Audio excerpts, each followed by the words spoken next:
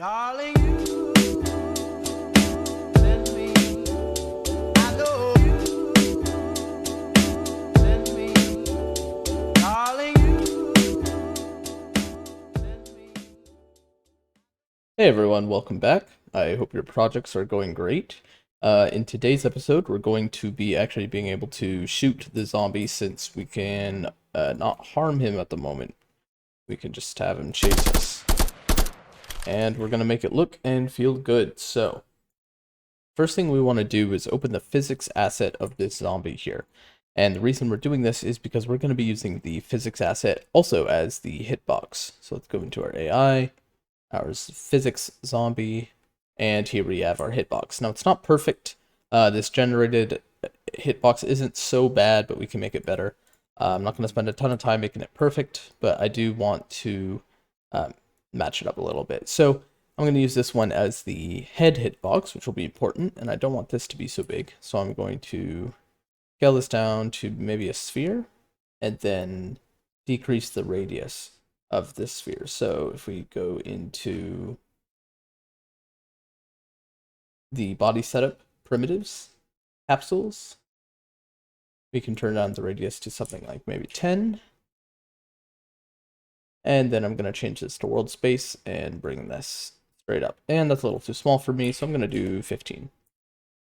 Great. And then the chest, we want to have slightly better hitbox. So I think for this one, I'm just going to bring it straight up like this. Great. So this is all I'm going to do for the physics asset right now, just to kind of cover the body. When we do Ragdoll, it won't be perfect, but it gets the job done, so I'm not going to do anything else with that.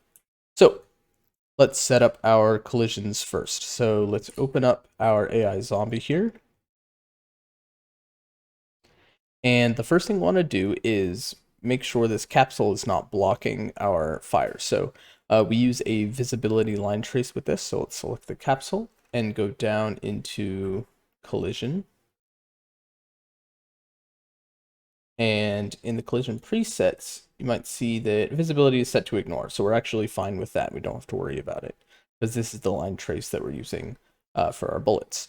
But for our mesh, we do want it to be able to overlap. So let's open collision presets, and you can see it's also set to ignore. So the first thing I'm going to do is, we would usually do is just change this to custom and then set it to block or overlap. But what I'm going to do instead is I'm going to change it to ragdoll, which will set it up for ragdolling later. And then I'm just going to set it to custom and just change visibility to block. That way we don't have to manually change everything when we want our zombie to ragdoll. And give me 1 second, I'm going to grab a glass of water. And we are back. So let's go ahead and make a function for when our zombie takes damage. So in the graphs, functions, create a new function and call it take damage. And we're going to need a couple inputs. One will be a float for the amount of damage he's going to take. The next one will be the bone that we hit, or the hitbox area, and that will be a name. And lastly, we need a vector for our impact point. And for now, we're just going to print the bone name to show us that we can hit specific parts of our zombie's body.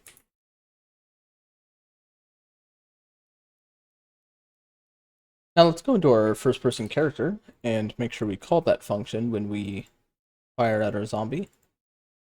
So we're going to need to open the fire trace function, and I'm just going to close all these others for now.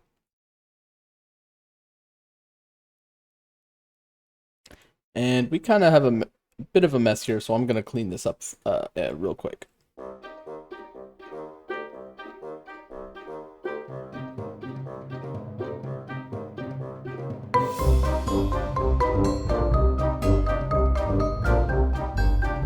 Alright, that's a bit better, looks a little cleaner. So let's go ahead and recap. So we have our line trace, we spawn the muzzle flash, we spawn the sound, and we spawn a bullet hole and a emitter. Now we don't want to spawn these if we're hitting the zombie. We don't want the zombie to have a bullet hole. So after this true here, we're going to cast to our zombie AI.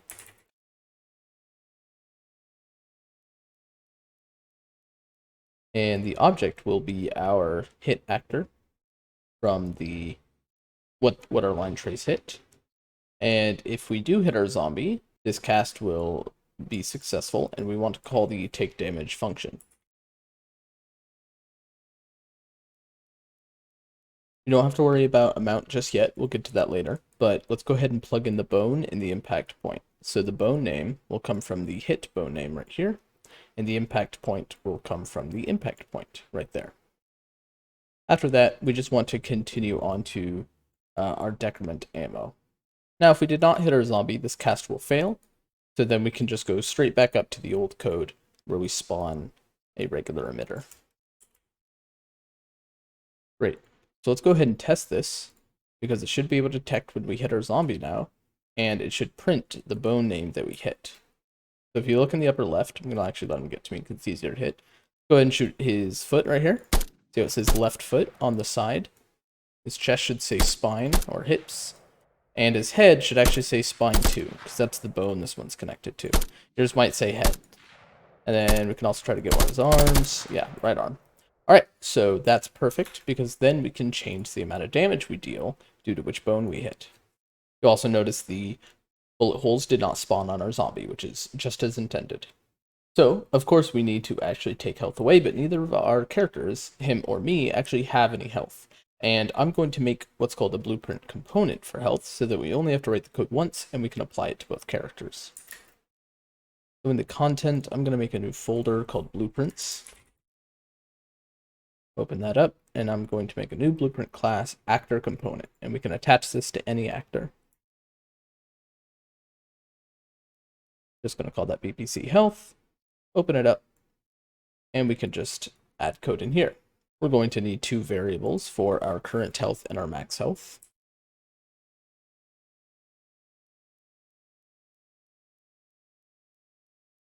And by default, I'm going to make the max health 100. And then in the begin play, I'm going to set the current health to our max health. And we're going to need two functions in here by default, one to take away health and one to add health. So let's take away first. When we remove health, we want to take our current health and get our current health, and then we're going to subtract a number from it. The number can come as an input, and we can call this input amount. And instead of plugging this in directly, we want to make sure we clamp it, just to make sure it doesn't go past the values we want. So we don't want it to be less than 0, and we don't want it to be more than our maximum health. We can also add an output called dead, and we will just set this based on whether our health is less than or equal to 0. Wonderful. Let's duplicate this and make one for add health. The difference with this is we can just switch out the subtract with a plus. And we don't need a dead output. Now this episode is not concentrated on our character's health, but we can go ahead and add it to them as well. And now that we've added it, we can see we can change the current and max health. Then you can see if we go back to our AI zombie, what we did in the last episode when our zombie hits us, instead of just calling this hit function, we can get the health from our character and remove some. Now, not that it'll do anything, but I'm just going to leave this at 0 for now, since we're not worrying about our own character's death. This is for the zombie. Now that we're in the zombie, though, we can go ahead and add the same component. We can open up our take damage function again, and instead of just printing a string, we want to take our BBC health and remove health.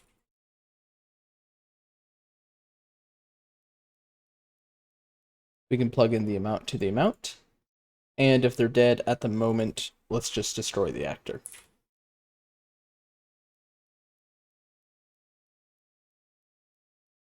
Alright, now if we go into our character fire trace, when we call this take damage, this amount will actually do something, so let's change it to 50, so it'll take 2 shots to kill our zombie.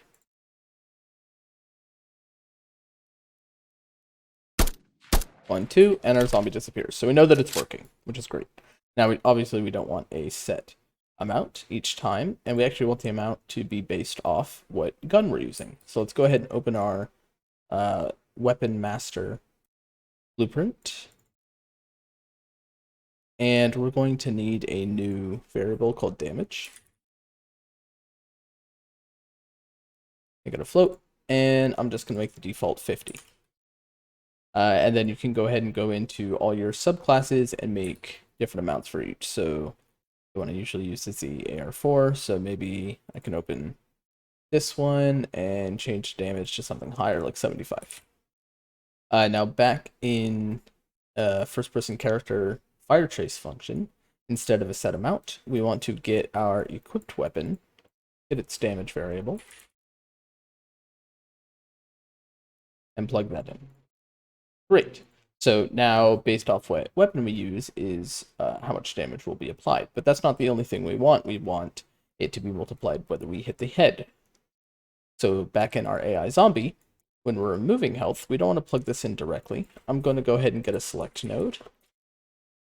And how much damage is based off which bone we hit, which is why we have this bone name here. So we're going to ask if it's equal to whatever our head bone is. Now, my head bone is actually called spine 2, so that's what I'll type. This is an instance where you have to make sure it's spelled the exact same as it is in the skeleton. Now, if that's true, I want to multiply the damage by 2.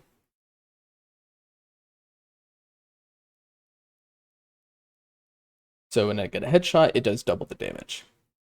Now, as well, I don't have to stop it at just the head. I could maybe have all the arms and legs do slightly less damage than the chest. So off the false, I'll take another select. And instead of typing out all the arms and legs bones, I'm just going to take the 2 body bones, which I believe are spine 1 and hips.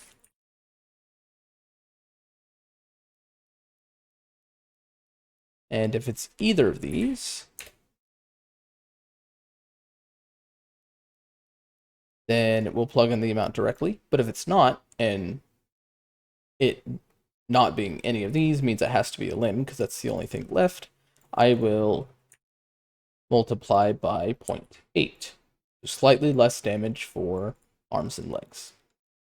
And that's how we do a simple multiplier for which part we hit of the zombie.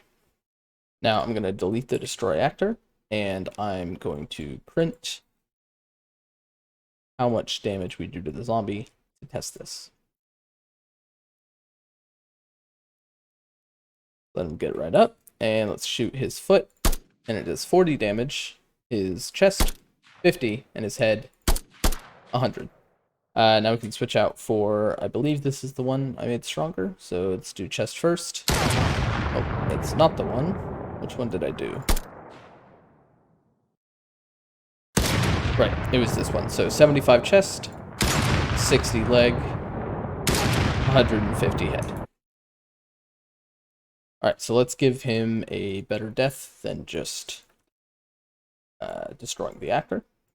So if he is dead, we first want to get the mesh, and we want to simulate the physics, so he ragdolls. Check that to true, plug it in. While his mesh will be simulating physics, the capsule component will still be chasing us around, and we don't want that. So let's take the capsule component and set its collision to none. Set collision enabled to no collision. And we want to make sure we can't continue to do damage to our zombies. So we also want to make sure that we turn off the visibility trace response in its collision. So we will get the set response channel. Sorry, response to channel. And I'm not sure why it made a second mesh right there. And the channel is visibility, and ignore is the new response.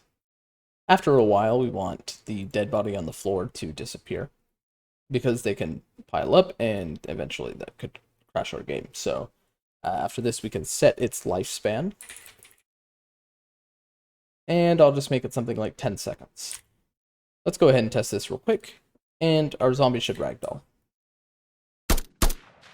There we go. And after 10 seconds, the zombie should disappear.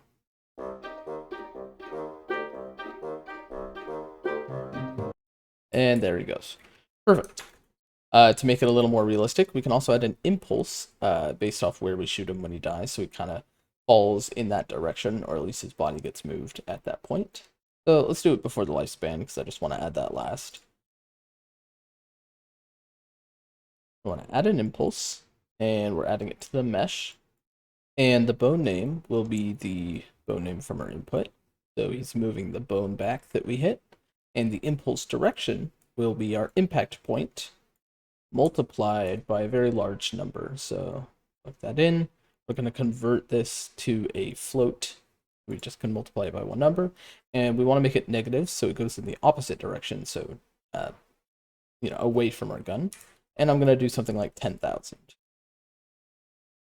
And something I'm going to need later is an output on whether the zombie's dead or not when he takes damage. So let's go ahead and add that now.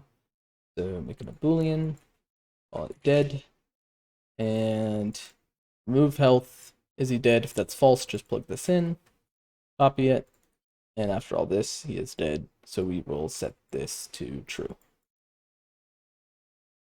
So let's go ahead and test that impulse now. So when we kill him, he should kind of...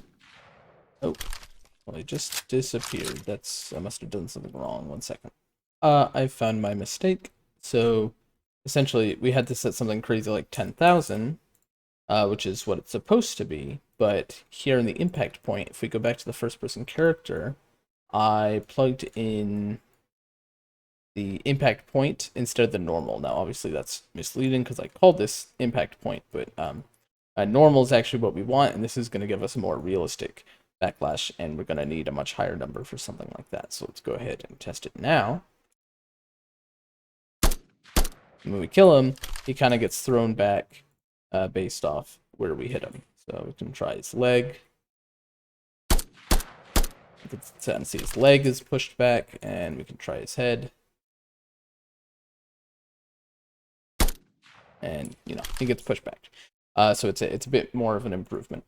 Now, all of it essentially works. I just think we should add some feedback to make it look better.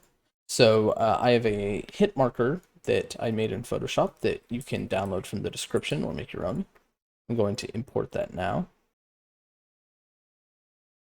And I'm going to open up our main HUD, and I'm just going to add an image to the center by making the alignment 0.5 by 0.5, anchoring it to the center, set the position X and Y to 0, get it perfectly centered, and I know the size is 64 by 64. And I'm just going to take the brush, change the image to the hit marker. Now, obviously, we don't want this to be seen at all times, and we're going to make an animation for it. So open up animations, add a new animation. I'm going to call it hit. Select it, add a track, add the hit marker image, and we're going to add the transform. Open up the scale, and I'm going to make sure keys are added here. I'm going to go 3/4 of a second in, add another key, and then go to 1 second and make the scale 0. This way, when we play it, you can see it just shrinks down like that. So after we hit him, it'll shrink away, and that'll look a lot nicer than just disappearing. Now, I want to have one that's red for when we kill the zombie, so I'm going to duplicate this, and I'm going to call this dead hit. And I'm just going to add a track, add color and opacity, and just turn the green and blue down to 0. And that'll turn it red. Great. Now, obviously, we don't want it to be seen at the beginning. So by default, I'm going to scroll down, go to transform, go to the scale, and change it to 0. And now it is gone. Now, if we go to the graph, we need to play these animations when it's hit. So I'm going to add a custom event called hit enemy. And I need a Boolean for the input to know whether he's dead or not. And based off this, I'm going to play the animations. So we have our hit, play animation, and copy and paste this, and put our dead hit as the other animation. Now I think I remember earlier changing this playback speed to 2 just because I felt it was a little slow. I probably should have just made the animation half as long, but this works just as fine. It's also important for these, we want to click restore state so that when they're done, it makes sure that the hit marker goes back to white and it goes back to the scale being 0. Now if we go back to our fire trace and our first person character, we want to get our HUD. Now I think, yeah, in the begin play here, I disconnected creating the HUD. And I also never made a variable for it. So we're going to take this off, promote to variable, call it main HUD ref, and plug it back in. I think I took it off because I didn't really like this placeholder crosshair I had. So I'm just going to take this and I'm just going to delete it. Now back in the fire trace, we can get our main HUD ref and call that hit enemy function. And plug the dead into dead and make sure this stays on its path. Go ahead and test it out. Hit play. And we get a cool little hit marker whenever we get a zombie. I'm gonna add a couple more. We're gonna experiment with the hit marker more. And I think that looks pretty cool. Also, one thing I'm thinking of just now, I think before we play these animations, I want to call a stop animations. Stop all animations before both of them, and this will just make sure we don't get any weird scaling issues. If we maybe get a kill like right as the hit marker is scaling down, might look a little funky. So if this just resets it, I think it'll look better. Yeah, so now it always will scale down right at the end unless we shoot something else before. All right, so lastly, I think it'd be cool if we can get a little blood splatter when we hit them. So if you go to the marketplace, there is a free product called Realistic Starter VFX Pack.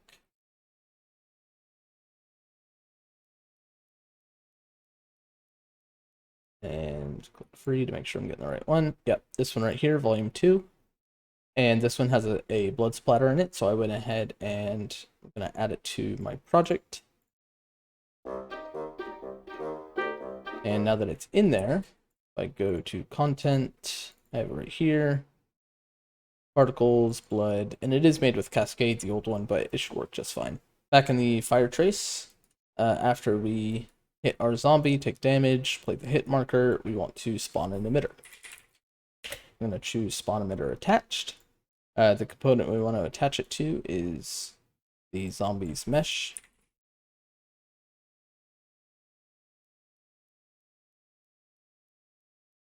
Now, you kind of have two options here. You can choose to attach it to the bone that you hit, or you can do the location that you hit at. For the bone, you get it'll like kind of stick to the zombie a little better, but if we do the location here, I think it gives us a little more freedom with how it looks. So I'm just going to go with the second option here. So I'm going to leave none for attach point. The location will be our impact point right here. The rotation will be the impact point rotation from X.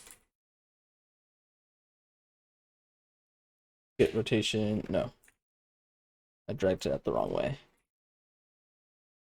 Rotation from X vector, yeah. Into rotation. And the location type will be keep world position. If you decide to attach it to the bone by just plugging in the bone name, you're going to want this to be snap to target, keep world scale. And and of course, make sure the emitter is actually set. Make it our blood splat. And now when we shoot our zombies, they should have blood splats. There we go. Be right where we hit them. That looks nice. So that'll be it for this episode. I hope everything was easy to follow along. I think we managed to do a lot in a short period of time. If you are interested in more resources, my website is now up. It has a free Unreal Engine cheat sheet that is very useful, and I use it myself all the time. And I do have some very in-depth courses on that website as well. I would love for you to go check it out. Don't forget to like and subscribe, and here's your second. Remember to like and subscribe, and I will see you next time. darling, you.